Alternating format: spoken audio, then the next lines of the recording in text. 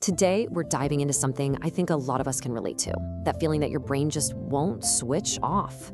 We're going to explore what's been called the cognitive paradox of the restless mind. You know the feeling, right? You're lying in bed, you're totally exhausted, but your mind is just running a marathon.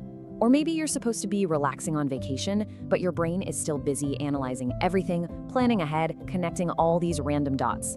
If that sounds even a little bit familiar, stick around. We're going to get into exactly what's going on.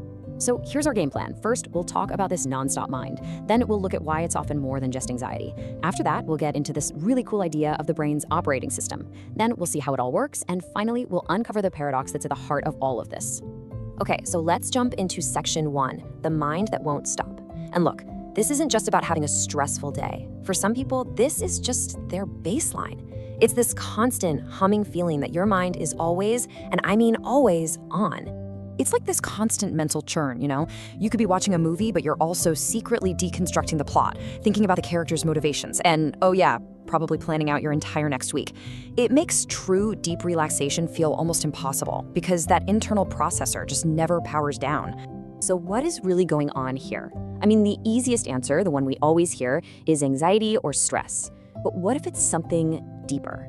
Let's talk about why that label might not be telling the whole story. And this is where it gets really interesting. On one hand, yeah, you've got anxiety. That's usually rooted in things like worry, fear, or a classic stress response. But what we're talking about here is a different cognitive reality. It's a brain that's in a state of continuous processing and pattern seeking. And this leads to a very unique kind of mental exhaustion that isn't always driven by fear. It's just how the engine is built to run. And that is such a crucial point.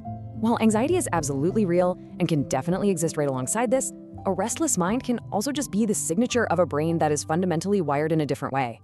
So this brings us to a really fascinating idea. What if this restlessness isn't some kind of bug that needs to be fixed? What if it's actually a core feature of the brain's operating system, especially for people who are highly intelligent? This quote just nails it. For these kinds of minds, the default setting isn't rest or standby, it's analyze. The idea of not thinking is actually the unnatural state.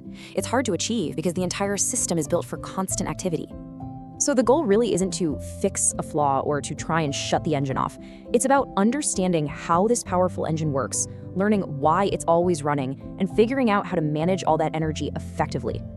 Okay, so if it's an engine, let's take a look under the hood. What are the actual mechanics that keep this kind of mind running at full speed all the time?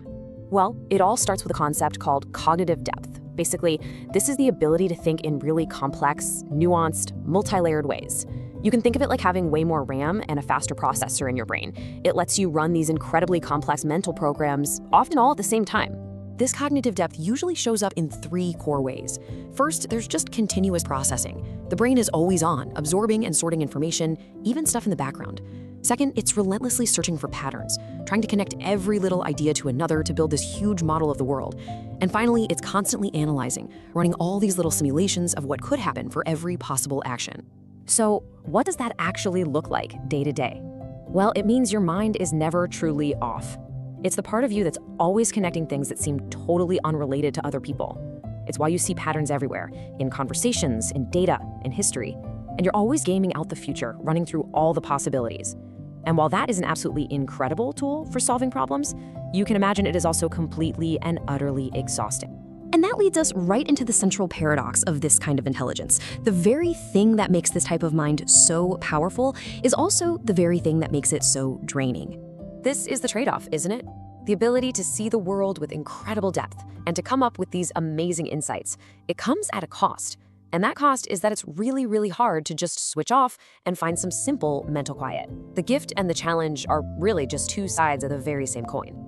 So that deep fatigue that you might feel, it isn't a sign of weakness, and it's not a failure to cope with things.